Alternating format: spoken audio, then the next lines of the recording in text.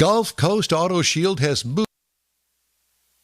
Well, let's give John Gray two spots there. There you go.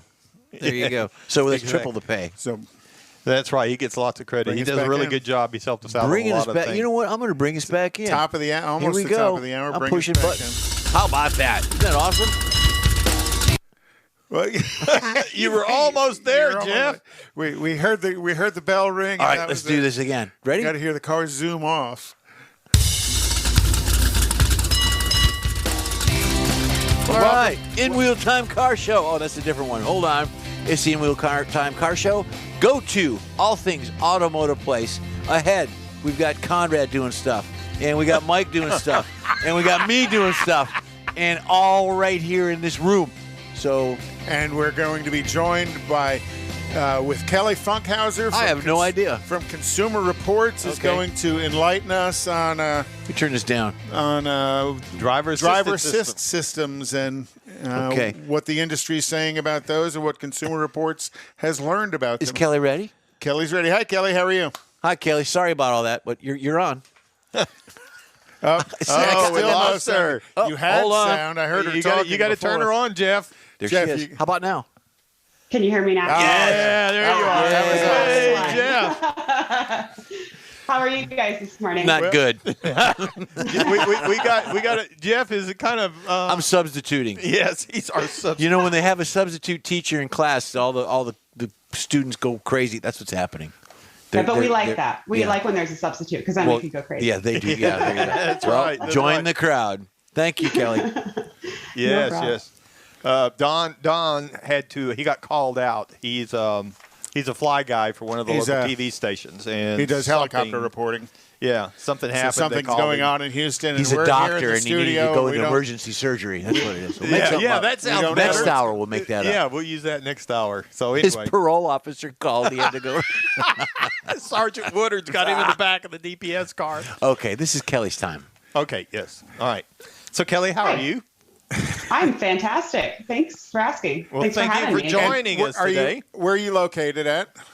I'm in Connecticut. Okay, very good. The home of Consumer Reports. There you go. Yes, New York is really the home, but the good stuff, the Disneyland, the test track, that's in Connecticut. Oh, we like that. Yeah. Probably for tax purposes. And I like the way she said that, the Disneyland. I know. Yeah. I like that. I have to remember that. Yeah. So tell us what Consumer Reports is doing regarding today's driver assist systems. Sure. So we released a report this week where we broke down kind of the state of the market and took a deep dive into the true availability of driver assist systems, particularly those that are very similar to Autopilot. So you've probably heard of Tesla Autopilot, where it can control the steering and the speed. Well, what we did is we took a look at all of the model year 2021 vehicles and found that actually 50% of them have the same capabilities of being able to control the steering and the speed, just like Autopilot. Yeah, I know Cadillac has had one now for a couple of years, and I think they just now have introduced it on some of the GMC trucks. That might be for 2022 as well. But I know it seems like this automated driving system is being brought into lower and lower price level cars. Generally, it was always in the super luxury vehicles. Now that it looks like they've validated it in the upper level cars, and they're pricing it so they can bring it down to the lesser priced vehicles. That's right. And we actually took a look even at within each model, the trim lines, so the packages that you can get on your vehicle. We even looked and found that the equivalent car that Consumer Reports we would buy for our test program, which we tried to buy the most representative of the trim line that a consumer would walk into the dealer and then leave the dealership with. So rather than, the highest trim with all the bells and whistles that all of those other auto reporters get, we get the one most representative. And what we found was in that sample, it was 46% of vehicles have it. So it's not even, you have to pay to get all of the packages and all the features. It's actually very mainstream. And in your testing of the systems themselves, what did you guys learn as far as functionality of the system? Yeah, so the systems perform still, there's a wide spectrum of that. Most of them are designed to keep the car kind of at or near the center of the lane line. Some are better than others, if that's the metric of trying to keep you right at the dead center of the lane. But most of them are capable on highways, type of, if you're road tripping or something like that, you're on a long highway with, not too sharp of curves. Most of them are able to, perform very well at steering and controlling the speed of the vehicle. And a lot of them, if I'm correct, actually use the onboard camera system to identify lines in the road, as well as they have the adaptive radar that literally is a radar to distance and speed sense the vehicle in front of you. And that's how they kind of keep you in lane, is through the camera system. Yeah, you got it, exactly. So cameras are one of the most common ones, that they're kind of looking ahead and determining if there's a lane line, where it is, and then trying to keep you, essentially away from it or in between two of them. Radar, you're right. A lot of cars have that for the adaptive cruise control. So there's a lot of tech in cars these days. Now, one of the things that we did not say about Kelly, that she is the program manager, vehicle interference testing, and head of connected and automated vehicle testing for Consumer Reports. Is that correct? That was correct last week. I actually have a new title this week. Okay. But it wouldn't fit on the business card. Yeah, it's huge. It's huge. So big we name. Consolidated it because that's quite a mouthful. And so now it's just the manager of advanced vehicle technology. Just yeah, stuff. exactly. Manager so just put it all into it, fewer words. You got it. So representing Consumer Reports, how much, when you talk about advanced vehicle technology, how much of what you look at, I assume, and test is all production, but do the manufacturers kind of give you a quick invite, like GM would take you to Milford and show you the next evolution of something? Oh, that would be cool. Yeah, actually, I get the best of all of the worlds, really. We purchase through our secret shoppers anonymously all of the vehicles for our test program. So they are truly buying what someone off the street would go and purchase. And again, they're looking for kind of that mid-ish trim, whatever the highest volume or most representative is. Right. In addition to that, we do get all of the sneak peeks. So we are still, a media organization. And so for us to stay on top of what's coming and what to keep our eyes on, we do also rent from the manufacturers some of their press vehicles. And so, we're getting those top of the line, all the bells and whistles, so that we can see, what's coming before it may even be in production. But we don't test any of those. We may write, kind of like a first look type of impressions, but we make sure that we don't test anything that has had, direct manufacturer knowledge that we own the vehicle. You wouldn't think they'd skunk works you, do they? Oh. Do a little something special to it. Exactly. That's exactly. You talk about the auto drive features, and there's been, a lot of hoopla about them, but there's also been some pretty bad press about them as well. One thing people need to understand is it's a camera that's looking at reflective lines in the highway. When the reflective lines in the highway go away, the system generally automatically throws a warning and then shuts off. But you still have to pay attention. Right. So that's actually a best case scenario. Oftentimes, well, the cameras aren't even necessarily looking for the reflective line. They're really looking for contrast of anything that could be really interpreted as a line. So think of it in like black and white, right? So if they see some contrast that is generally in the forward direction, then they're going to, perhaps interpret that as a lane line. But think of shadows now, right? And we're still talking black and white. Shadows, if there's, power poles or lines that reflect on the road, it can have all these mistakes. And to your comment of, they'll give you a warning and shut off. They have a lot more confidence in themselves than they probably should. And so one of my favorite party tricks at my Disneyland trek is we actually have some lane lines that end before the edge of our paved roadway, and then there's kind of some gravel. And so I love having my goal is to have someone scream if they're in the car with me, and so I'll let it go. Well, she's a fun person to drive with. It's always a good time at the track. So I'll have the lane keeping system on, and I'll let it keep going. The lane lines will end. There's still pavement, and it doesn't shut off, and it literally runs you off the road. And we've cut the trees, but if there were trees there, who knows what could happen. Well, and we could tell you are from the Northeast, as I was born and raised in. You talk with your hands. Oh, yeah. So having hands-free driving works well. So that's funny. And I'm actually from Utah, which is apparently a talking hand state too. But that's funny because in the BMW, I do run into issues because they have gesture control to use to change the volume of the radio and stuff. So I'm constantly just blasting the radio or changing it when I talk with my hands if I'm on a call in the car. Yeah. Now they have funny. I've seen television commercials where they're advertising the hands-free driving. Oh, of course, yeah, that's the new GMC. Right, the new GMC, and they're doing a Queen song where they're clapping their hands, and I just think that is the wrong impression to give. My opinion. I don't think they should be showing people that you can drive no-handed. Of course, they're on PCH in California. Right. They're on a well set up road that the system understands. And then, of course, the disclaimer on the bottom: don't try this at home. Yeah, but you can't read that. Even with my glasses, you can't read that. Hey, I take my hands off the wheel to sing that, so we will rock you anyhow. I just think that's a bad idea, my opinion. So I think also I agree with you. And there was a Super Bowl commercial this past year advertising Super Cruise, and it was Edward Scissorhands. So he literally didn't have hands. Yeah. And that's not perhaps the best message to put out there in front of a lot of viewers at the Super Bowl.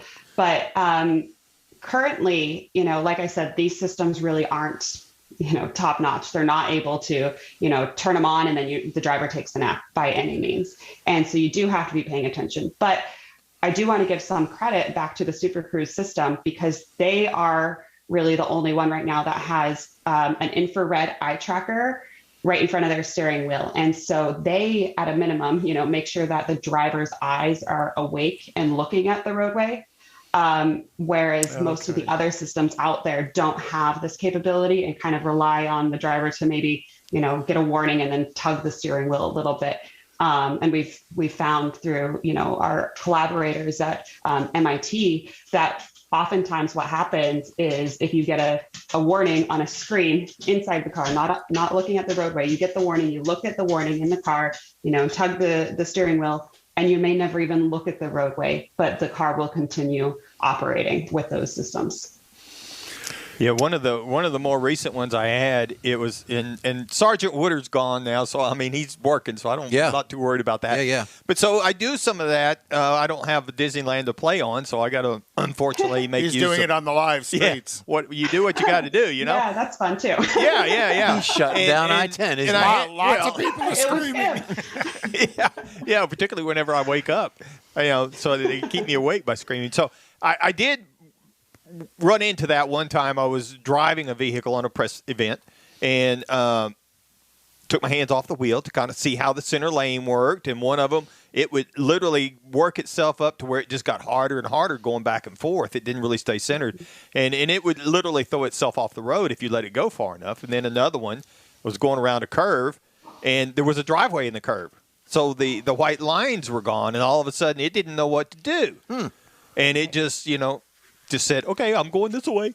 But it can only be so smart, and depending on what they're using to track, that's why I think this infrared looking at the eyes to make sure the lids are open, as well as I'm sure they're looking for motion of the eye, that you're not just kind of staring off in the distance. You're sleeping with your eyes open. And you're reading something, but you just happen to be looking in the right direction. These systems, they present them at a level, my opinion, above what the consumer should accept them to deliver. I mean, well, they set unreal expectations. Exactly. And the car, I think it was the one that Don just got out of, when I had it, coming down the interstate, long, Interstate 10's really long and straight. take your hands off of it, it's very good at keeping you, as you mentioned, centered. Between the lines. Between the lines. And I sat there, and I probably went 6 miles. Wow. And it finally said, hey, are you there? And if you got to put your hands back on the steering wheel. Give me so all I had something, to do was, touch it. A little bit of input. And it let it know, okay, I'm still here. And off I was again. What was it going to do if you weren't? Well, that's what I didn't know. I didn't know. At that speed, I didn't want to find out. But it's a good question. What would it do? Right. So you're right at the heart of the problem. There is that a lot of the systems do a really good job for a long time, right? Many miles. In your case, 6, but they can go these are highly capable systems, and I've gone many more miles without really having to take over in any way or assist it. And that's the problem, is that, not only do they have the perception in perhaps marketing or even before you get it, but once you're in the car and you've seen it perform well so much, it's so easy to kind of check out, or okay, the car's got it, I'm going to pick up my phone and, answer this text or something. And that's why you need at least this, camera or something to make sure the driver's looking at the road. Paying attention. Yeah, you got it. What have you got in the hopper? What are you working on new now? Anything? Yeah, so we're actually we're on this topic. We're collaborating with other advocacy and consumer organizations and others to kind of research the development of these driver monitoring type of systems. As this is the manufacturers' systems on the cars are just going to improve quickly, and we can see they're widespread already too. So we're trying to, find a way to ensure that, at a minimum, the driver's eyes are open and looking towards the road. So have you developed, because, reading Consumer Reports, you guys do a really nice structured analysis of this functionality. Well, with these auto cruise systems, that's kind of a new world. Have you guys already somewhat structured your analysis page? Because you're kind of looking at things that you never had to look at before in that regard. Yeah, totally. It's job security for me. All this stuff coming on. Exactly. Yeah. And this report that we just released this week is kind of the first step towards that. We really kind of broke down exactly what these systems do, how to turn them on in the car, what the buttons look like, what they're called, all of those types of things. There is starting to be a little bit of convergence, as they're being developed of, there's 2-ish lane keeping type of systems. There's the late reacting one, like you're crossing or about to cross a lane line and it kind of nudges you either aggressively or gently, still there's a range, versus these other lane keeping that are more of a centering type of continuous system. So in our report, we break that down so that going forward, we can, use that information to help consumers understand which one, or if they have both, what the expectations are and how to know if their system's broken or not, kind of understand what their car is actually capable of. Let me ask you from a kind of, it's about the same thing, but so I'm getting all these messages from my car that telling me, are you awake? Put your hands on the steering wheel, or you're drifting off to this lane and everything. Shut up and drive. Shut up and drive. Yeah, pay attention, fool. Good song. And do at some point, does all this input become actually a distraction in and of itself to the driving experience? So it can, and that's something that we're looking at closely as well, is, the advancements of technology and screens and touch screens in cars, they can become a distraction, and perhaps they're not even the best solution out there. Your phone in your hand, you have all of this precision, when you're controlling it, but now you have this large screen when you're driving down a bumpy road and you're trying to hit something in the center of the screen without even, being able to reach the edge to stabilize your hand. All of those types of things are, something that could create new risk that we are paying very close attention to. And those screens are becoming larger and larger. Right, that's what she's saying. You can't even reach the other side of it to set the... Yeah, and then you go to hit something and you hit a bump in the road and now, you've hit something else. Yeah, put it in reverse. Now my seats go into high mode and all of a sudden... Well, and then when you look at... all of a sudden it's doing stuff you don't know. And then you look at how all the different manufacturers feed back to the driver when to engage. Does it shake the seat? Does a light flash? Does a sound occur? Does a steering wheel jiggle? Yeah. All of these different types of inputs that vary from manufacturer to manufacturer. Do you think there'll be any standardization coming in the future? I've already seen over the past couple of years, a lot of these started out with beeps. Everything was beeping. I used to have a presentation called "What the Beep" because everything was beeping at me. We need that segment. What the beep? Exactly. And so I've already seen what you just mentioned is now we're seeing more of maybe steering wheel vibrations or seat vibrations as to not annoy the drivers and everyone else in the car, which actually can be embarrassing. It's like, hey, are you a bad driver? Because everything's beeping at you. But yeah, exactly. So we're starting to see that. And the steering wheel vibration is kind of what's rising to be the most popular type of warning for these systems. Cool. And because the seat vibration, different ones. I mean, literally, it kind of shook you out. Some of the early ones, I had a loaner shook car. You out of the seat. Right now, you got the mirror when you've got someone next to you. The little light pops up on the mirror either side, and then the loaner cars with Cadillac, I used to have the side of the bottom seat would vibrate. Right. If there was an indication of another vehicle, either right or left. So I would kind of ride close to that because I kind of like that vibrating. I would ride to the left a little bit so they vibrate on the left side. Yep, there you go. And then, of course, like Conrad said, the steering wheel would jiggle too. Yeah. And that scares you at first when the first time you do it. Yeah. Some of them are really scary. They're more of like a shudder, right? Yeah, vibration. And then I'm losing control. Yeah. And if you're distracted at that moment, how do you react when that happens? If you're not really thinking, do you slam on the brakes and then there's an issue from somebody behind you? Do you jump up and jerk the wheel and now you're changing lanes? And to your point where you said it's going to be standardized, well, just think of the rear view camera. Right. Things like that. Yeah, it takes a little while to... With big help from Consumer Reports getting that over the finish line. So Thank you very much. On it. Yeah, good job. Good job. So Kelly, in your future here as advanced vehicles, are you doing anything with autonomous doing any analysis, I'm sure you are, of autonomous braking systems? Because that absolutely tends to be a bit of the rage at the moment as well. Yeah. It is, yeah. And the good news on that topic is that several years ago, we worked with IHS Insurance Institute as well as NHTSA, the government, to create a voluntary agreement where manufacturers signed on to say, I promise we'll have this tech on our vehicle by September 1, 2022. Yeah. And they're on track to really have that as standard equipment. Again, you don't have to pay all the big bucks, to get the packages. We want it to be standard because it is safety. So under a year, that's going to be essentially any new car you buy, you're almost guaranteed to have it.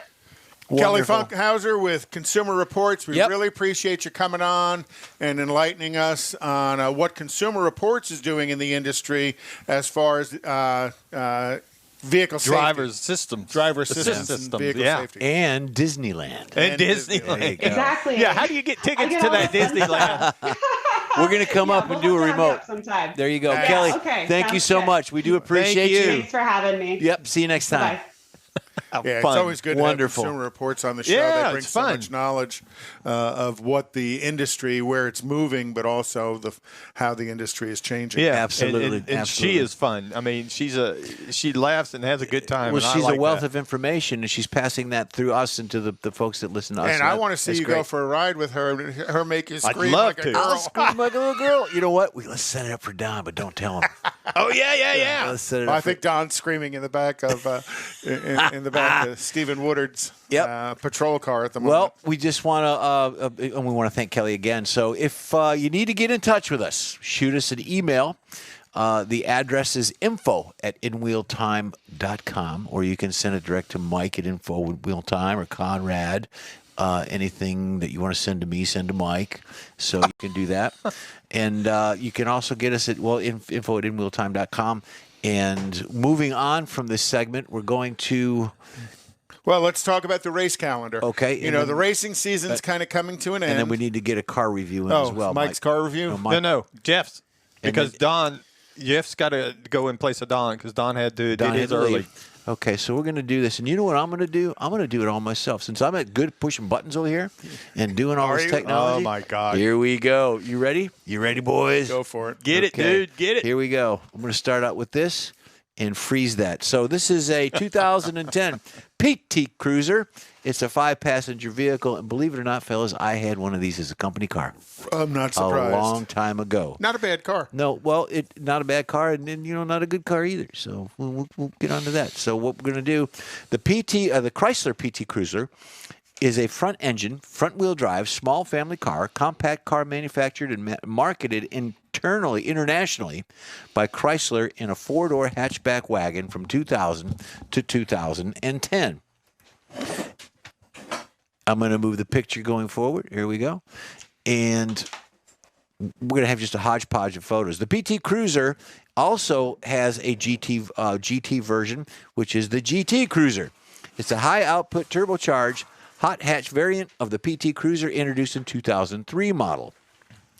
When Chrysler's Pt Cruiser first arrived on the American market in April of 2000, it was an instant hit with consumers because of the styling and a combination of retro, mixed modern features. But exactly what does PT stand for? Oh, well, It's a good question. Yeah, I never what did does know it what stand it for? stand for. Officially, the PT stands for personal transportation, Mike. But the initials also, personal transportation, also designate the car's platform. The Neon was based on the Chrysler PL, or platform, the platform low, while the Cruiser was based on the Chrysler PT platform for the platform tall. So you got low and tall. Doesn't make sense to me. Originally designed as a concept car, the Pt Cruiser was first introduced to the American shores during the 1999 North American International Auto Show in Detroit, Michigan. The design was so popular that it went into mass production in April of 2000. Check this out. Brian Nesbitt. With the monkeys? No, that's Michael Nesbitt. This is Brian Nesbitt, probably a long-lost cousin. A 27-year-old graduate of the Art Center of Pasadena and the staff designer at Chrysler designed the Pt Cruiser. Mr. Nesbitt mixed modern designs with the looks of panel trucks from the 30s and hot rods of the 50s and 60s. Car and Driver magazine named the Pt Cruiser 2001 North American Car of the Year. Check out that monster. Did you see that doing that wheelie? That was awesome. It is a 2.4-liter, 4-cylinder, 4-valve per cylinder, 150 horsepower, 165 foot-pounds of torque.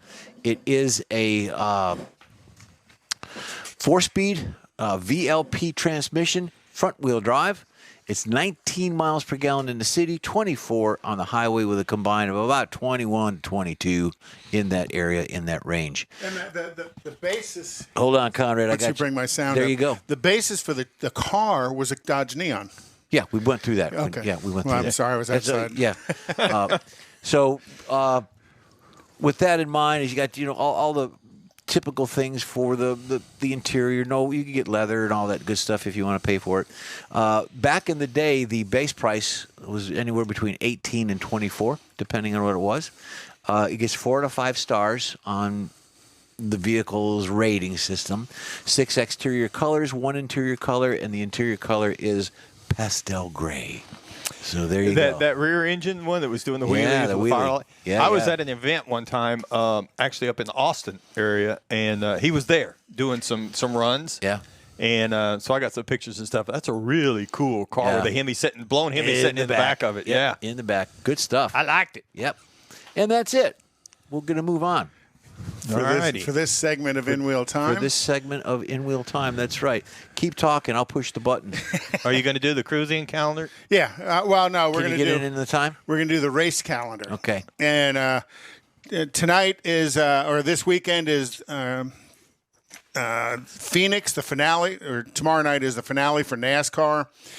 Is it at night or during the day? No, it's during the day. Okay. I'm Phoenix. stumbling. That's okay. Also, Formula One is in Mexico this weekend. They're in Qatar on the 21st, Saudi job. Arabia on the 5th, and the finals in Abu Dhabi on the 12th. IMSA next weekend, the finale at Road Atlanta. And I'm hoping that as a prelude to our next guest, Alec Udell, who I think is probably going to be going to Atlanta for the weekend. Right. We're going to catch him in the next half hour. I think he went the other way, You but bet. we're fixing to find out. And then also on November the 11th is the final NHRA event in Pomona. And Erica Enders is within 32 points of the championship. She'll get it. She's got my support. If you watched what happened in Las Vegas, there was a lot of whining and complaining because Elite Motorsports brought in a lot of other drivers to drive other elite cars, and Greg Anderson and his team brought in a lot of other drivers to drive, and they're all trying to block Greg Anderson, who went out in the first round. They're all mixing up the standings. Trying to for the levels. Advance to the next round, the next whining championship. and crying, but if you can do it, if it's a gray area, if it's not written black and white. As far as I'm concerned, go Erica Enders. I want you to be the champion. You're a friend of the show. Yep. And we cheer you on all the time. Okay. Are we ready, Mike? Yes, sir. Let's do this. Hold on. I got to make sure I've got this all up and about and going crazy. Here we go. Ready? Commercial break. I think. If you turn the sound on, we can listen to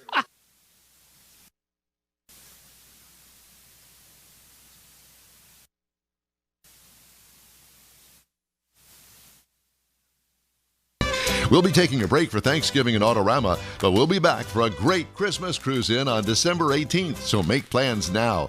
You know that Tailpipes and Tacos is the Houston area's coolest cruise-in, a place you'll see friends, family, and the finest cruise-in cars in the Houston area. It all happens at the Lupi Tortilla Tex-Mex in Katy on the Grand Parkway at Kingsland Boulevard, just south of I-10.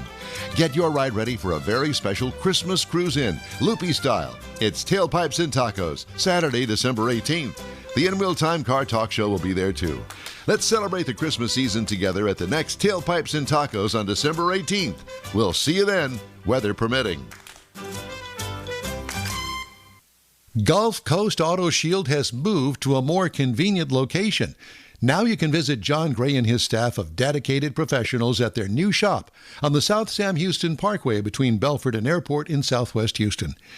Gulf Coast Auto Shield is the best at paint correction and ceramic coatings. Clear bras and custom wraps are specialties that only Gulf Coast Auto Shield installs with award-winning accuracy, and all their services come with a warranty. Lamborghini, Aston Martin, Porsche, and Ferrari owners depend on Gulf Coast Auto Shield for their specialty services, and you should too. The In-Wheel Time Corvette and Cutlass have both been massaged by Gulf Coast Auto Shield, so isn't it time your vehicle visit their new shop in Southwest Houston? Call John Gray today at 832-930-5655 or visit online at gcautoshield.com. That's gcautoshield.com. Paint, coatings, wraps, and more at gcautoshield.com.